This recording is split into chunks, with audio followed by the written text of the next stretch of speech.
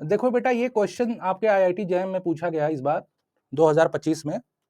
एक क्वेश्चन आया था, लेट एक्स आई, एक रैंडम सैंपल दिया है साइज 7 की, x I follow Bernoulli distribution with parameter half and suppose x1 x2 x7, ये क्या है आपका ऑर्डर स्टैटिस्टिक्स है, ठीक है, बी एन ऑर्डर स्टैटिस्टिक्स।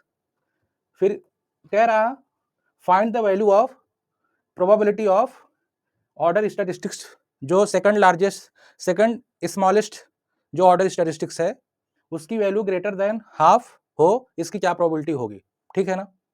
तो इसको हम लोग कैसे निकालेंगे, देखो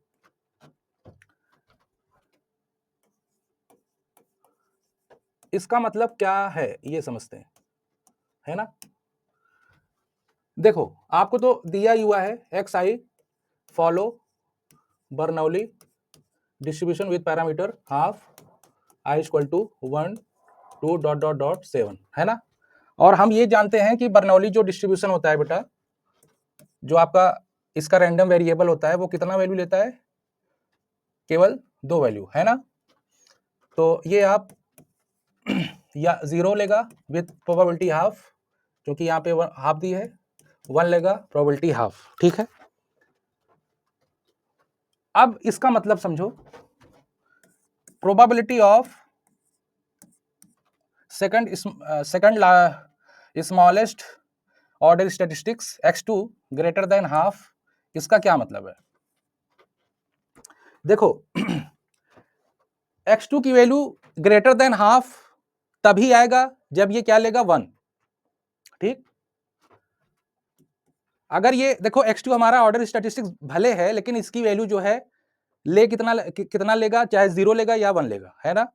तो ये जब x2 ग्रेटर देन हाफ तभी आएगा जब इसकी वैल्यू 1 होगी, 0 होगा तो लेस देन हो जाएगा, ठीक है ना। तो यहां पे आप क्या लिख सकते हैं इसको, x2 इज इक्वल टू 1, ठीक, समझ गए। इसको आप ये लिख सकते हो, इसका मतलब तो यही हुआ, अगर ये आपका ऑर्डर स्टैटिस्टिक x2 जब 1 लेगा वो ऑटोमेटिकली ग्रेटर देन हाफ हो जाएगा, है कि नहीं बताइए। फिर उसके बाद देखो, अब ये ऑर्डर स्टैटिस्टिक्स में है ना, अगर ये 1 हो गया, देखो समझो ये आपके ऑर्डर में है ना।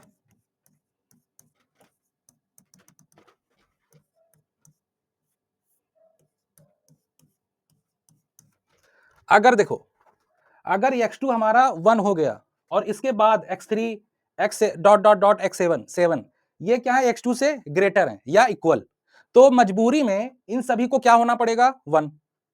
क्लियर है इतना। अगर x2 की वैल्यू एक बार 1 ले लिया आपने, तो इसके बाद जितनी वैल्यूज हैं x3 ऑर्डर स्टैटिस्टिक्स वाली, x3 x4 x5, उनको क्या लेना पड़ेगा, 1 लेना पड़ेगा। नहीं तो क्या होगा, अगर 0 होगा तो ये x2 से क्या हो जाएंगे, छोटे, जबकि यहाँ पे छोटे नहीं है, स्मॉल नहीं है ना, ऑर्डर स्टैटिस्टिक्स है ना। और देखो आपका जो x1 है बेटा, x1 आपका चाहे 0 ले चाहे 1 ले, x2 के ऊपर कोई फर्क पड़ने वाला नहीं है। हमें केवल क्या, हमारा जो टारगेट है वो क्या निकालना है, x2 हमारा ग्रेटर देन हाफ होना चाहिए। ये ग्रेटर देन हाफ कब होगा, जब ये इज इक्वल टू 1 आएगा, है ना, समझ रहे हो। तो इसका मतलब ये हुआ कि यहां पे हमारा दो कंडीशन बना, एक एक जब x2 भी 1 हो और इसके बाद की सारी वैल्यूज 1 हो, है ना। और यहां पे x1 आपका चाहे 0 हो चाहे 1 हो, अगर ये 1 है तो इन सभी को 1 तो होना पड़ेगा, इतना। इसका मतलब ये हुआ आपको कितने 1 मिलेंगे, एक 1 यहां पे, एक 1 यहां पे, कितने 7 है ना, 6 1 मिलेगा।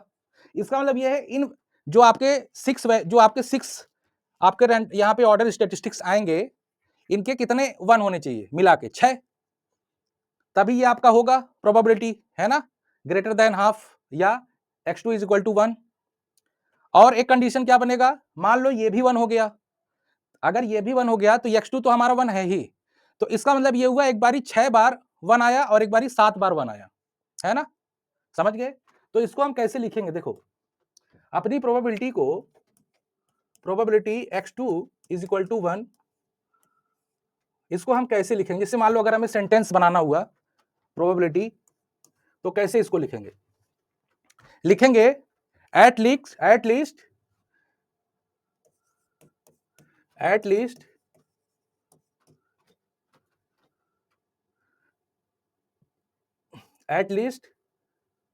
6 observation, at least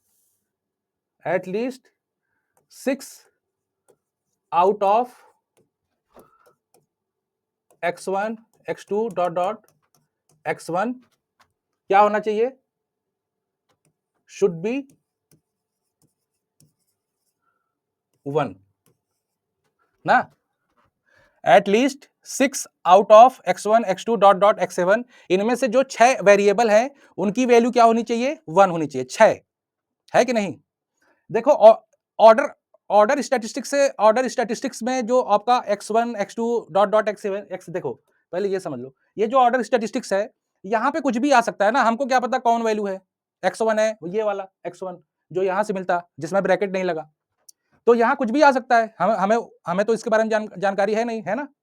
तो हम क्या करेंगे, देखो यहां पे इसको हम ऐसे लिखेंगे, at least 6 out of these, हमारे जो रैंडम सैंपल हैं इनकी वैल्यू क्या होनी चाहिए, 1, एटलीस्ट 6 होगा तभी ये वाला फॉलो होगा कि नहीं बताइए। यहां पे अगर ये 1 आ गया तो इन सबको 1 होना पड़ेगा तब जाके ये फॉलो होगा, और ये आपका 0 होगा चलेगा, है ना। और अगर ये 1 भी हो गया तब भी वेल एंड गुड, है ना।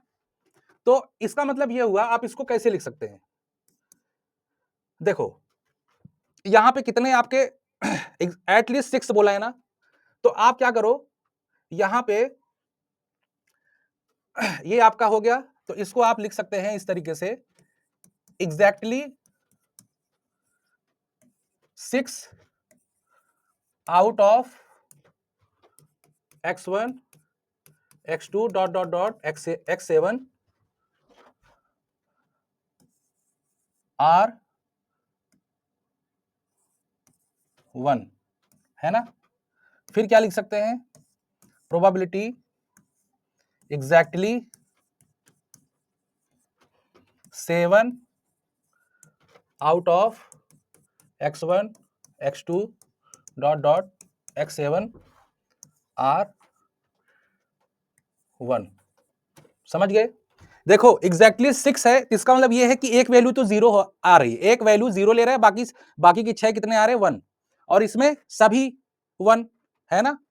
तो आपका बेटा क्या बन गया, अब देखो आप ये जानते होगे, अगर एक्स आई बर्नौली डिस्ट्रीब्यूशन फॉलो करेगा विद पैरामीटर हाफ दिया हुआ है ना, तो एक वेरिएबल आप सपोज कर लो s is equal to summation i is equal to 1 से 7 एक्स आई, तो बेटा ये क्या फॉलो करने लगेगा, binomial distribution with parameter 7 and half, ठीक। तो वहां से हमको क्या मिल जाएगा, probability x2 is equal to 1, इसका मतलब क्या हुआ बेटा, इसका मतलब हुआ कि जो आपका s है वो ग्रेटर देन और इक्वल टू कितना होना चाहिए, 6। देखो समेशन ऑफ एक्स आई, अगर छह वैल्यूज 1 आ गए, छह रैंडम वैल्यूज अगर 1 आ गए, ये अपना जो रैंडम वेरिएबल है रैंडम सैंपल, अगर छह रैंडम वेरिएबल्स अगर आपके 1 वैल्यू ले रहे हैं तो इसका समेशन 6 आएगा, है ना। तो उस केस में भी हमारा कंडीशन फॉलो होगा प्रोबेबिलिटी वाला, और सभी अगर 1 ले रहे हैं तब भी हमारा फॉलो होगा, क्लियर है। तो इसको मैंने इस फॉर्म में लिख लिया, है ना। तो आप इसको कैसे लिख सकते हैं, probability of s is equal to 6, probability of s is equal to 7, ठीक। अब आप इसकी वैल्यू निकाल लीजिए, इसकी क्या होगी, बाइनोमियल 7 6 हाफ, अच्छा ये पावर 7 हो जाएगा, और ये 7c7 हाफ, दोनों से प्रोबेबिलिटी है तो ये आपका 7 हो जाएगा, ठीक है कि नहीं। तो आपका क्या वैल्यू आ गया बेटा, प्रोबेबिलिटी s ग्रेटर देन 6, यहां पे क्या आ गया,